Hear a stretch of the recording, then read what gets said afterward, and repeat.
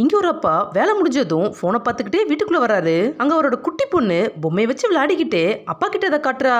But அப்பாவோ அவளை கண்டுக்காம போனை பார்த்துக்கிட்டே உள்ள போறாரு. இதனால அந்த பொண்ணு ரொம்ப சோகமாகிடுறா. கொஞ்ச நேரம் கழிச்சு இவர் சாப்பிட்டு இருக்கும் போதும் அந்த குட்டி பொண்ணு அவ எழுதின எக்ஸாம்ல நிறைய மார்க் வாங்கியிருக்கிறத அப்பா கிட்ட ஆசையா காட்டுறா. பட் அதை கூட அவர் திரும்பி பார்க்காம அந்த போனை பார்த்துக்கிட்டே சாப்பிட்டுட்டு இருக்காரு. இதை பார்த்து இவர் ரொம்ப சோகமாயிடுறா. அன்னைக்கு நேற்று இந்த குட்டி பொண்ணு அவ வரைஞ்ச டிராயிங்க அப்பா கிட்ட காட்டலாம்னு கொண்டு வர்றா. பட் அதை கூட அவர் பார்க்காம போனை பார்த்துட்டே தான் இருக்காரு. இதனால இவர் ரொம்ப சோகமா அங்க இருந்து போறா. இப்படியே அவரு அந்த போனை பார்த்துட்டே இருக்கும்போது அந்த போன்ல பேட்டரி லோன் காட்டுது. அப்ப கூட அவரோட குட்டி பொண்ணை பார்க்கவே இல்ல. இவர் இப்படி போனை பார்த்துட்டே இருக்கும்போது அப்படியே பல வருஷம் ஓடிடுது. இப்ப இவருக்கு ரொம்ப வயசாயிருது. அப்ப திடீர்னு ஏதோ ஒரு சத்தம் கேட்டு இவர் நிமிர்ந்து பாக்குறாரு.